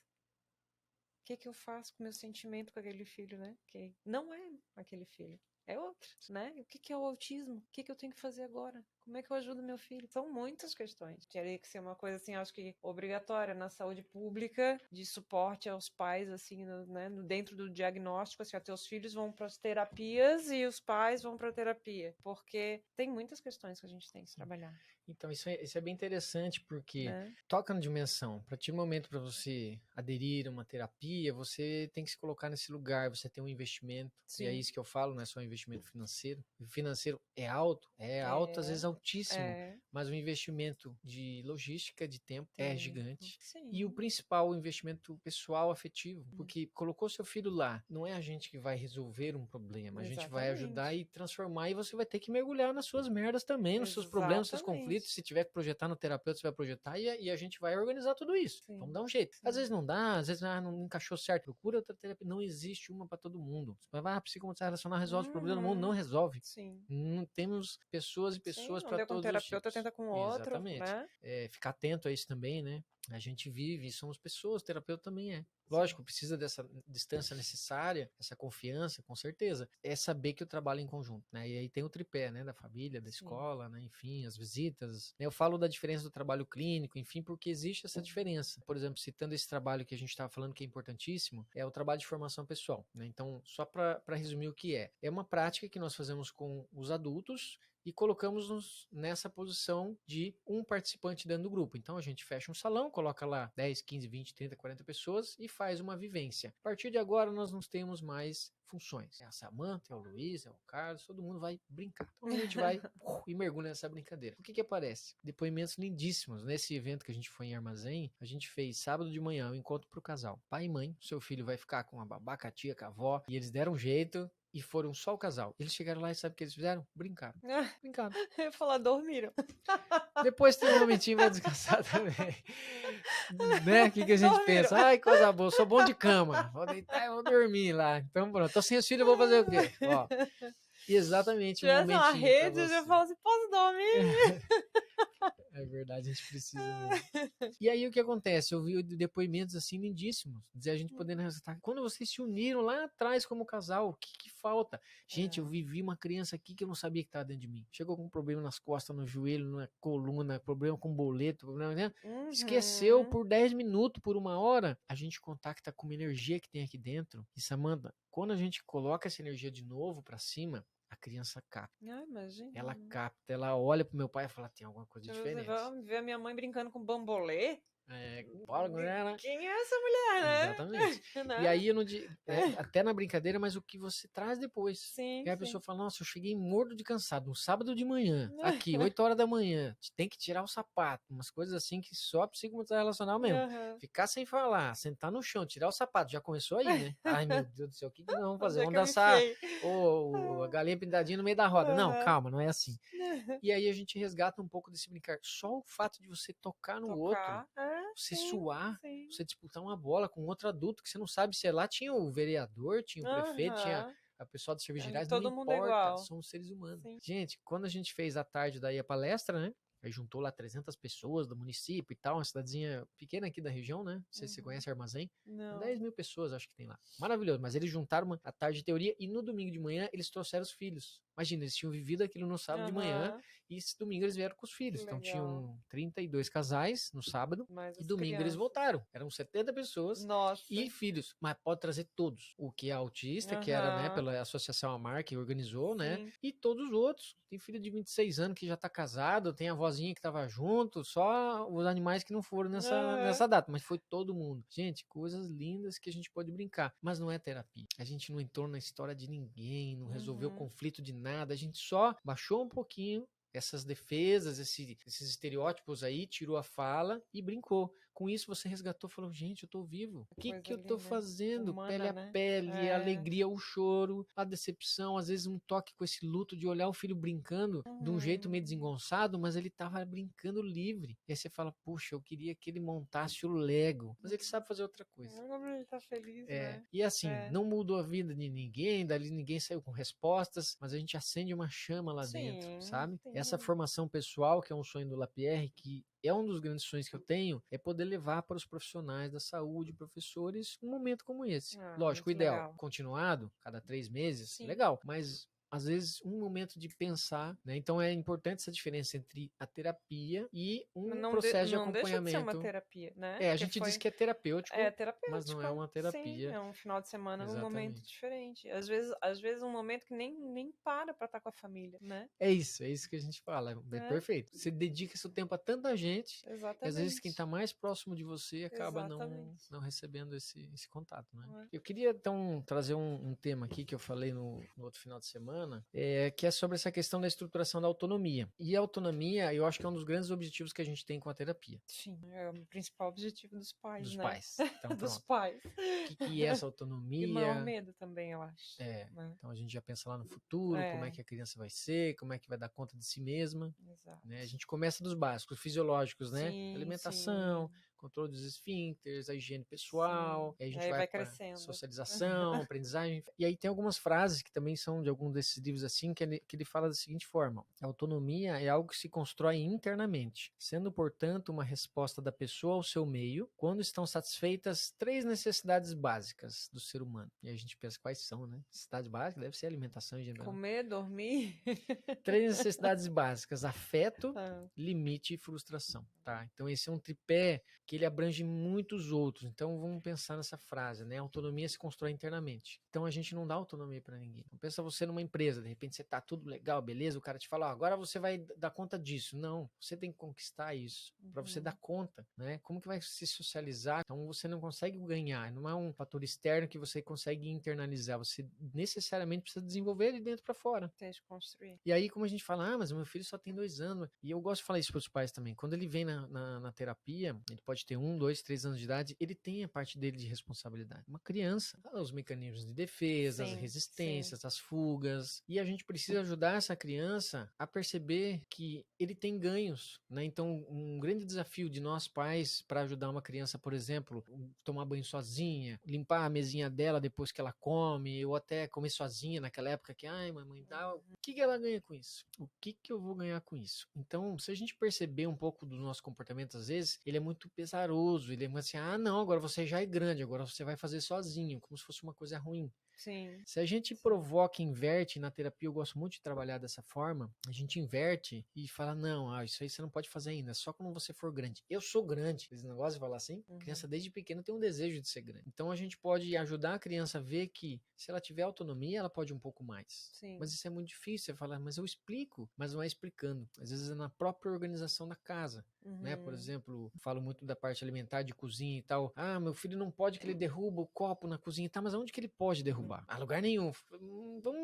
Vamos deixar algum lugar lá na área de serviço. Eu acho bem difícil. Essa parte, principalmente, porque assim, até onde eu deixo e eu dou, por exemplo, né, comer, eles não comem sozinhos, a gente dá. Mas, por exemplo, se eu dou a colherzinha pra comer, o Lorenzo se vira e põe na boca. O Henrico não. Ele pega e empurra, né? Ele faz ele quer que eu pegue, ou ele pega a minha mão pra eu pegar. Aí eu fico naquela, se eu ficar insistindo pra ele tentar, ele vai largar e vai sair, porque ele é o mais danado pra comer. Tipo assim, Deus, já não tenho fome mesmo, já não quero essa comida, tu ainda fica aqui, né, me enchendo o saco pra eu pegar sozinho, não quero mais. Né? Aí tu fica, até que ponto que eu insisto que eu não insisto, né? Porque ele tem que aprender a comer sozinho, né? No momento ele vai ter que comer sozinho. Mas hoje eu prefiro que ele coma, nem que seja eu dando, do que ficar insistindo pra ele comer sozinho. Isso é muito difícil. Sim. E eu digo pra você que aí a gente tem 2 desafios de cara. Um é do espelho, ter 2. E aí, se você favorece o outro quer chamar atenção. Assim, a logo até do Ceará é bem sugestiva, né? É um triângulo ali, existe o fruto dessa relação, e nós somos fruto de uma relação de 2. Né? Ele tem essa criança ali, aí no caso vocês têm 2, né? E eles sempre, todos os filhos, de alguma forma disputam esse lugar de atenção desse casal, ou do adulto, enfim, dessas figuras. Então, os ganhos secundários, eles são muito mal interpretados pela gente como pais, e nós como terapeutas também. Não pensa que a gente é especialista, porque a gente também, às vezes, favorece situações quando a gente vai falar, puxa, a criança tá me manipulando. Me pegou. E aí você precisa de alguém ali junto contigo.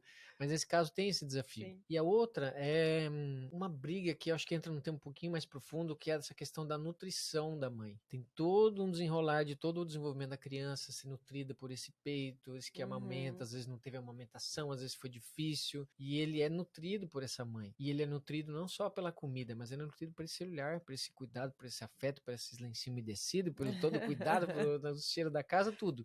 Mas essa penetração do alimento, ela também tem uma função de introjetar o outro para dentro, né, e fazer com que a criança se permita ser alimentado. Sim. E essa codependência também, que às vezes a mãe leva esse grau de ansiedade, porque ela precisa que essa criança coma, e não só a mãe, no caso, o pai, cuidadores de forma geral, mas a criança se vê ali presa num circuito, né, dentro dessa codependência. Não é algo que se vá desmanchar simplesmente com uma observação, com gatilho e tal, mas vê um pouco dessa estrutura. Mas o que tem muito a ver, assim, nessa parte, vamos dizer, da parte motora, talvez, que fique mais simples, né? Porque eu também não entro muito nessa parte de nutrição, mas, por exemplo, a criança chega lá e ela pega coisa que não pode. Se é uma criança que tem dificuldade com limite, a gente vai ter que adaptar um pouco mais esse espaço. Eu sou, vamos dizer, contrário, mas eu não sou adepto da superproteção de espaços, de colocar IVA em tudo, protetor de quina em tudo, antibactéria, antiestático, antihistamínico, antirreflexo, porque a gente está projetando o nosso fantasma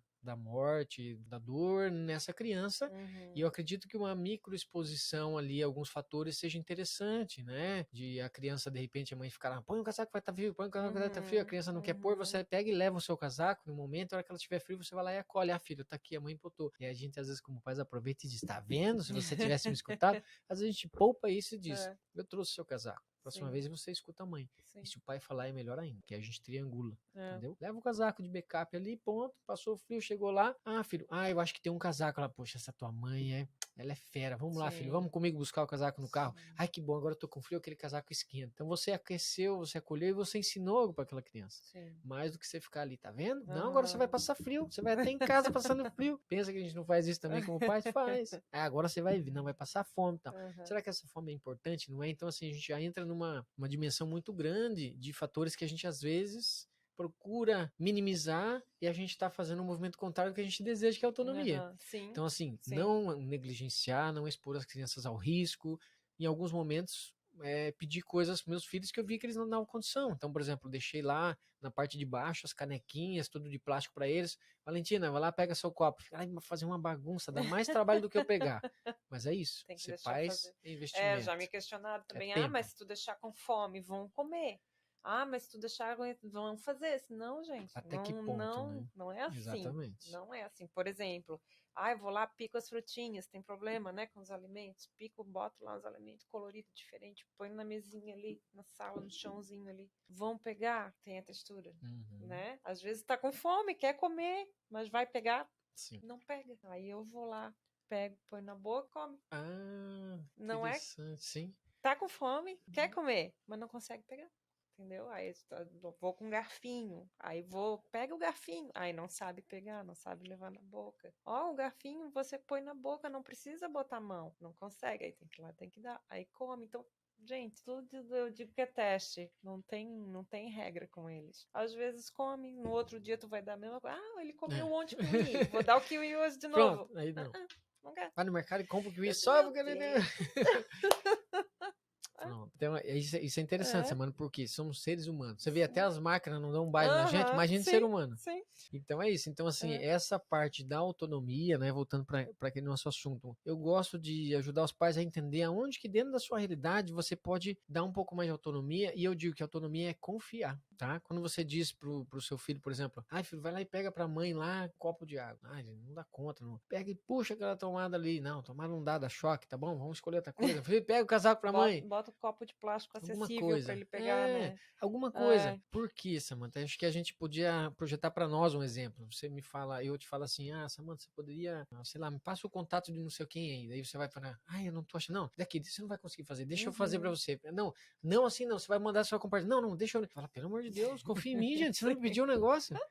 E a gente faz isso com nossos filhos. A gente super protege, não deixa, deixa fazer um pouco errado, né? Outra coisa, às vezes a criança tropeça num ambiente controlado aqui, no carpeiro, não sei o que, a gente vai, ai meu Deus, tudo bem, machucou e tal. A minha filha mesmo tem um negócio, que se ela tropeça, às vezes você fala assim, Valentina, tudo bem? Não, tá tudo bem, tá tudo bem. Aí eu percebi, minha esposa percebeu, deixa ela, não pergunta nada. Daqui a pouco ela vem meio assim, filha, você caiu? Eu nem tinha visto que você caiu e tal. Ela, não, papai, eu caí. Então, tem pessoas, por exemplo, que não gostam de ser observada, acho que é um pouco meu também, não gosto de chamar atenção lá, cair, mas tem outras crianças que precisam. Então, perceber as demandas, e a autonomia é muito da confiança. Isso é muito importante para a criança. O que ela já dá conta de fazer? Eu não sei, é muita coisa. Gente, faz uma lista. Faz, não tem problema. Senta lá e diz escalas de desenvolvimento, diz lá de 0 a 3 anos. O que a criança faz? Digita no Google.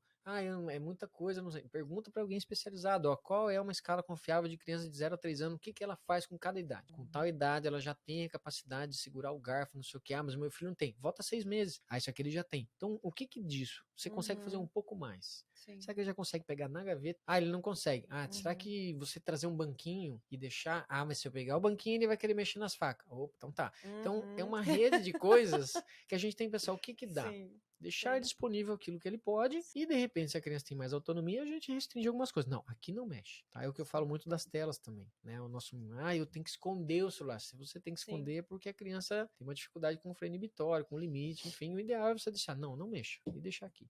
Não, impossível com meu filho. Tudo bem, começamos de outra forma. Sim, né? sim. Então, esses componentes da autonomia, como a gente relatou, a questão do afeto, ele vem através do alimento, vem através do cuidado, mas também vem através do contato corporal e do tempo que se dedica com os filhos. Então, isso Isso é fundamental. Eu tô com dificuldade, meu filho tá agitado, meu filho não aprende. Quer uma solução para isso? Vou dar uma coisa simples. Dedique mais tempo de qualidade com seu filho. Eu Mas ia o falar. quê? Não sei. Você é a única pessoa que pode Senta no conhece melhor. chão e gasta tempo. Olha, eu vou te dar exemplo aqui, eu falo das minhas filhas lá, mas a minha filha menor, se eu for pro jardim com ela e ficar mexendo na grama, ela vai sentar junto. A minha maior gosta de organizar coisa de geladeira, de pote. Onde já se viu? Valentina, me ajuda aqui. Tira as coisas de geladeira com a minha esposa. Vai lá, organiza o jeito que você quer. Ela fica, eu vou pôr o rosa porque combina mais com o azul. Ó, não demora. Você vai pensar com a geladeira fechada e depois você abre e coloca, porque não pode gastar energia. Coloca uns limites. Mas o que teu filho gosta? Não sei. Ele gosta de rasgar jornal. Vamos achar alguma coisa. O seu filho sabe fazer alguma coisa melhor do que todo mundo no mundo. Eu tenho essa teoria e eu sei que isso é verdade. Você veio nesse mundo e você sabe fazer alguma coisa, só você sabe. Mas ele é autista, ele não fala. Não importa, gente. Ele é gente, ele tem potencialidades. Tem potencialidades, Só que exatamente. exige muito nosso, entendeu? O que ele gosta? Eu não sei. Explora. O que eu falo é que os pais viram terapeutas, tem que, né? Virar em casa, porque pra mim, né, o diferencial mesmo, não o diferencial, mas o que vai acelerar o processo é o tempo que a gente gasta com eles em casa. É difícil, cansativo. Imagina irmão gêmeos, não dorme. Meu Deus. Mas não adianta, gente, vai revezando, pai ajuda, outra, né? Não ajuda não, faz o papel dele, cuidador, tem que montar, eu digo, tem que montar um time, porque faz diferença, eu vejo quando eu sento com eles ali, eles adoram, por exemplo, desenho, tela, né? Não tiro, eu deixo, mas eu sempre busco, assim, os desenhos que estão ensinando. Lorenzo ama, eu achei um ali agora que ele fica encantado na frente da televisão e fica acompanhando, porque as letrinhas são fofinhas, estão ensinando o abecedário com as palavrinhas, ligando as sílabazinhas, ele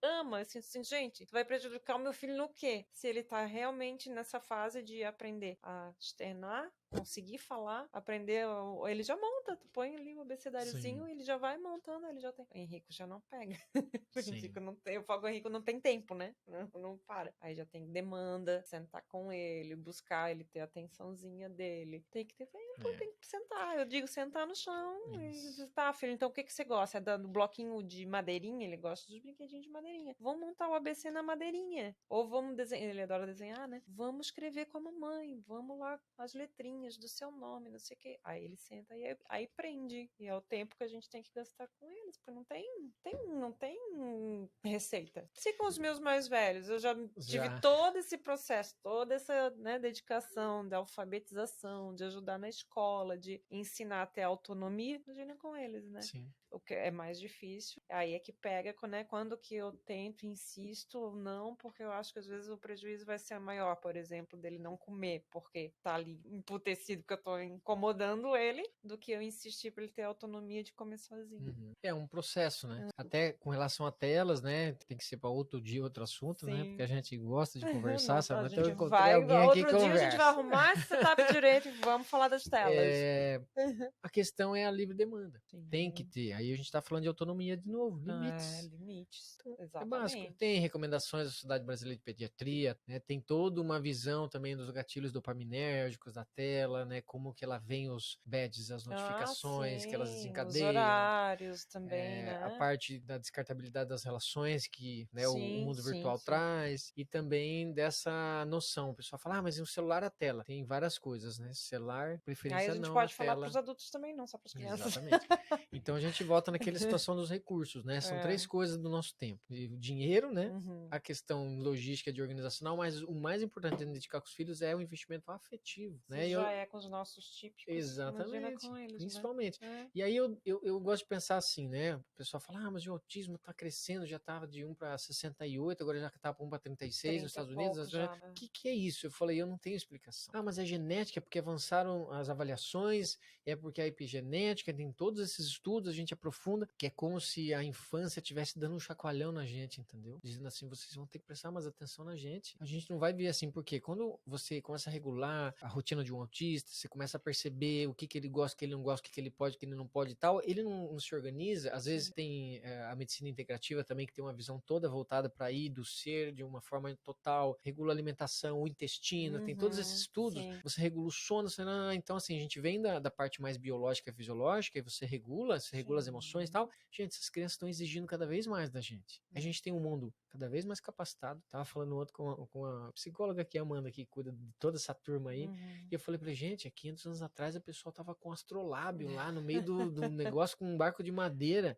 E a gente não vai na padaria, sem o Waze, sem o Google Maps. E a gente tem uma inversão de toda essa situação. E o que a gente mais precisa é parar, observar essa criança e ajustar algumas coisas. Não grava mais o número de telefone, né? Não grava mais as coisas isso na tá cabeça, na nossa palestrinha ali. Se não anotar, não botar alarme, né, a pessoa não funciona mais, né? E isso afeta o hipocampo. Só aproveitando parênteses, tem uma pesquisa de 2008, se você colocar lá, taxistas londrinos hipocampo. Coloca no Google lá, vai aparecer uma pesquisa que eles fizeram com os taxistas sobre a navegação. Então, o nosso hipocampo, ele é um gateway, né? Uma interface entre a memória de curto prazo e de longo prazo. E aí, para você navegar, você precisa de orientação espacial, você precisa de memória, de várias coisas. O taxista tradicional que não usa, e eles fizeram uma avaliação com eles, tem um hipocampo super desenvolvido. A partir do momento que ele para de usar, o hipocampo começa a reduzir, né, o seu tamanho. Eles foram avaliar os motoristas de Waze, né, os Uber, né, e o pessoal que usa muito, o hipocampo está totalmente atrofiado e não utiliza esses recursos que o ser humano tinha antes. E às vezes passou por aqueles caminhos diversas vezes, mas se não tiver com o celular sem a bateria, não sabe fazer a rota. Então é neurológico, o desenvolvimento ali que a gente está deixando de lado, por isso que a gente comentou, ferramenta. Ah, mas então você critica, você não usa? Não, eu uso, minhas filhas também,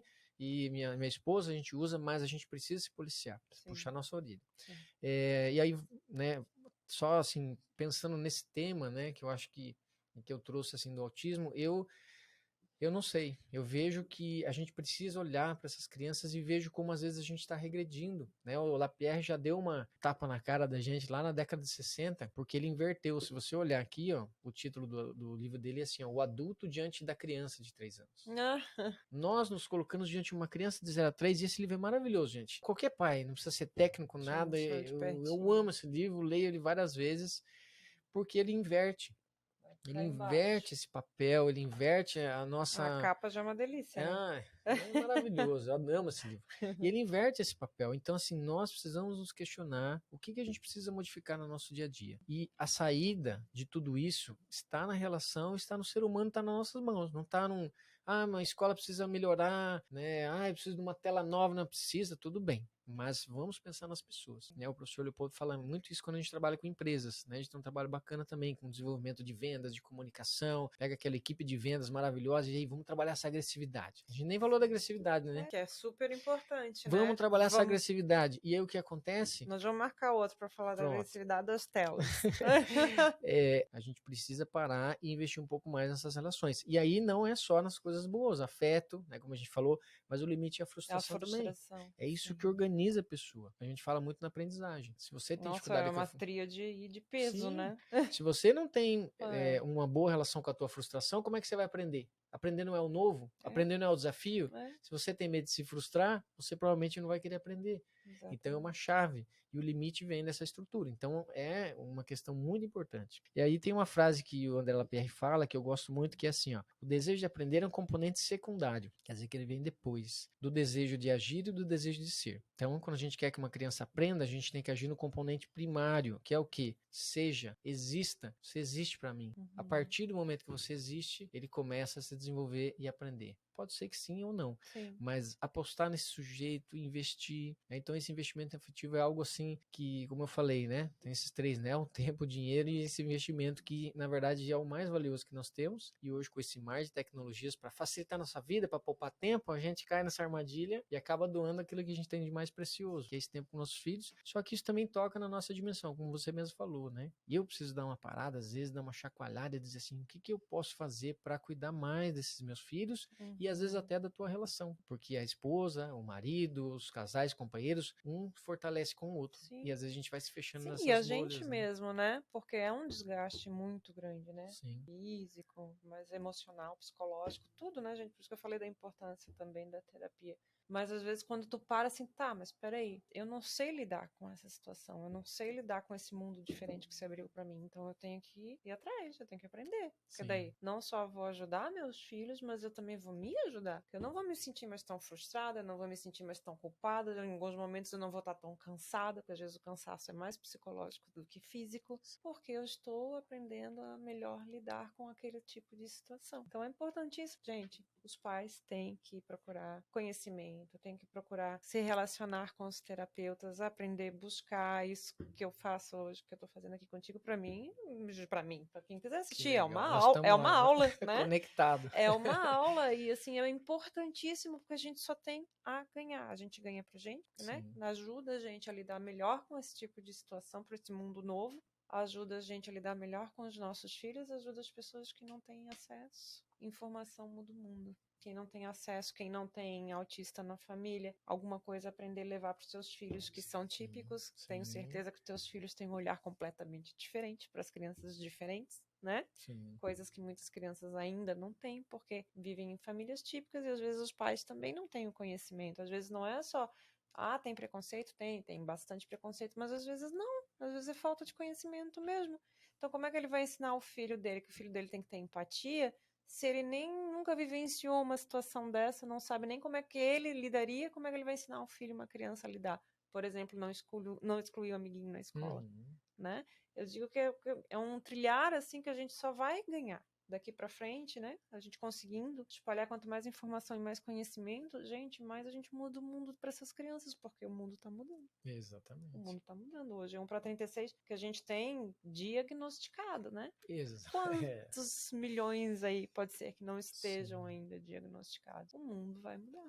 Então a gente tem que buscar aprender com eles e aprender para ajudá-los. E aí não é só uma questão da autonomia deles, né? O que vai ser tão diferente? Falam tanto, né, que as profissões do futuro ainda não foram nem inventadas. Eu acho que muita coisa também tem a ver com essa mudança que está acontecendo no mundo. Não foram. Elas vão ter que ser readaptadas para um mundo completamente diferente. É o que eu falo pro meu filho. Meu filho, talvez daqui a alguns anos eu nem tenha mais faculdade. Muito provavelmente pode ser, né? Que a gente vê hoje essa loucura do digital, do marketing digital, do tráfego pago, não sei o quê. Eu sinto a mãe formada de TI 20 e poucos anos atrás, 2 décadas atrás, nem se falava nisso. Olha como o mundo já mudou.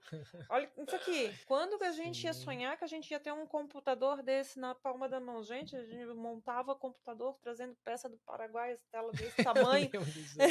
Os disquetão, MSX, eu tinha um disquetão desse tamanho. Gente, quando chegou o CD, quanta inovação. Gente, tem gente que tava ouvindo a gente dizendo o que eles estão falando. Mudou o assunto aqui.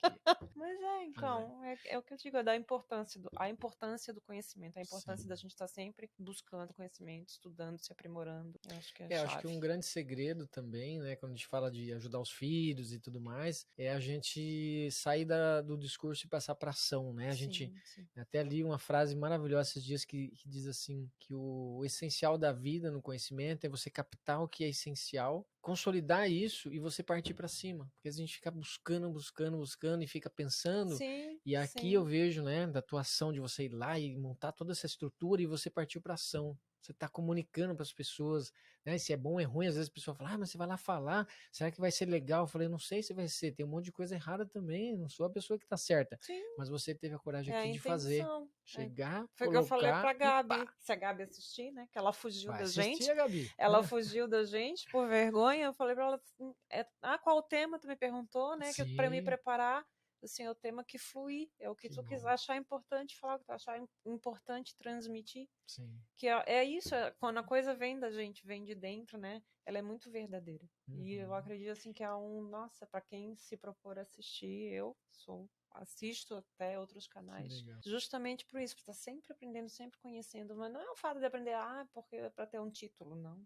É conhecimento no que eu posso melhorar para mim, para os meus filhos, para as relações, para a família. Então, através disso eu poder ajudar. Assim, gente, eu tenho um canal na internet, por que não? Eu tenho todos os equipamentos, por que não?